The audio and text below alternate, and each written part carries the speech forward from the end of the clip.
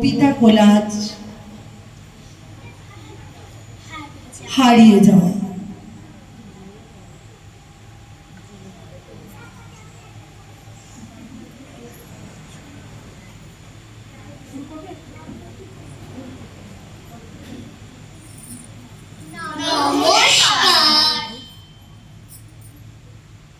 আমি আরাধ্যা ভট্টাচার্য।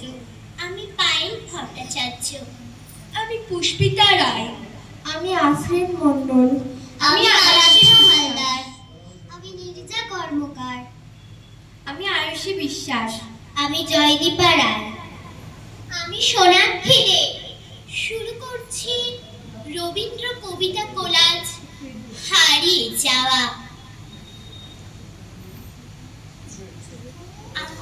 আজকে প্রভাতে রবির কর কেমনে পশিল প্রাণের পর, কেমনে পশিল গুহার আধারে প্রভাত পাখির গান। না জানি কেন রে এতদিন পরে জাগিয়া উঠিল প্রাণ, জাগিয়া উঠেছে প্রাণ। ওরে উথলি উঠেছে বাড়ি, ওরে প্রাণের বাসনা প্রাণের আগে রুধিয়া রাখিতে নারী। থর থর করে কাঁপিছে ভূধর, শিরা রাশি রাশি পড়িছে খসে। ফুলিয়া ফুলিয়া পেরিল শরীর, গরজে উঠেছে দারুণ রোষে। হেথায় হোথায় পাগলের প্রায়, ঘুরিয়া ঘুরিয়া মাতিয়া বেড়ায়। বাহিরেতে চায় দেখিতে না পায়, কোথায় কারার দ্বার। আমি যদি দুষ্টুমি করি চাপার গাছে চাপা হয়ে ফুটি, ভোরের বেলা মাগো ডালের পরে কুচি পাতায় করি লুটোপুটি। তবে তুমি আমার কাছে হারো, তখন কি মা চিনতে আমায় পারো? তুমি ডাকো খোকা কোথায় ওরে, আমি শুধু হাসি চুপটি করি। যখন তুমি থাকবে যে কাজ নিয়ে, সবই আমি দেখব নয়ন মেলে। স্নানটি করে চাপার তলা দিয়ে আসবে তুমি পিঠেতে চুল ফেলে। এখান দিয়ে পুজোর ঘরে যাবে, দূরের থেকে ফুলের গন্ধ পাবে। তখন তুমি বুঝতে পারবে না সে তোমার খোকার গায়ের গন্ধ আসে। দুপুর বেলা মহাভারত হাতে বসবে তুমি সবার খাওয়া হলে। গাছের ছায়া ঘরের জানালাতে পড়বে এসে তোমার পিঠে কোলে। আমি আমার ছোট্ট ছায়াখানি দোলাবো তোর বইয়ের পরে আনি। তখন তুমি বুঝতে পারবে না সে তোমার চোখে খোকার ছায়া ভাসে। সন্ধে বেলায় প্রদীপ খানি জেলে যখন তুমি যাবে গোয়াল ঘরে, তখন আমি ফুলের খেলা খেলে টুক করে মা পড়বো ভুয়ে ঝরে। আবার আমি তোমার খোকা হব, গল্প বলো তোমায় কি কব। তুমি বলবে দুষ্টু ছিলি কোথা, আমি বলবো বলবো না সে কথা। মা গো আমায় ছুটি দিতে বল, সকাল থেকে পড়েছি যে মেলা।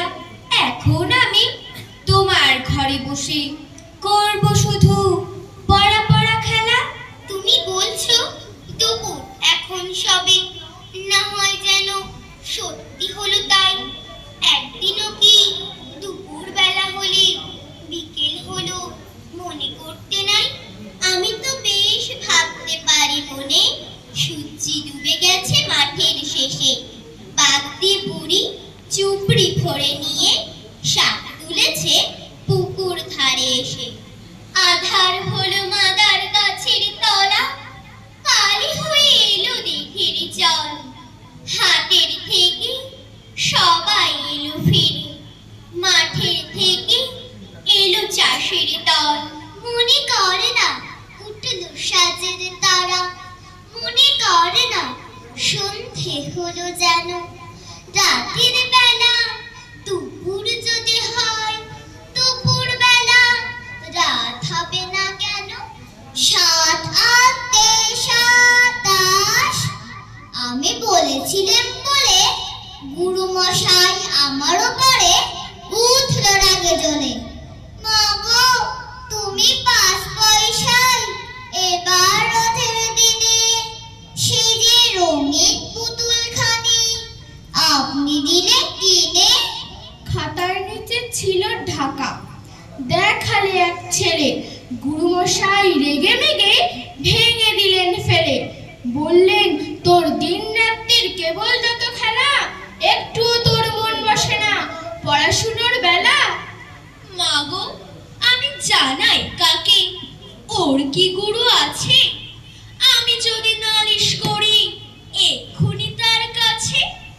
কোনো রকম খেলার পুতুল নেই কি মা ওর ঘরে?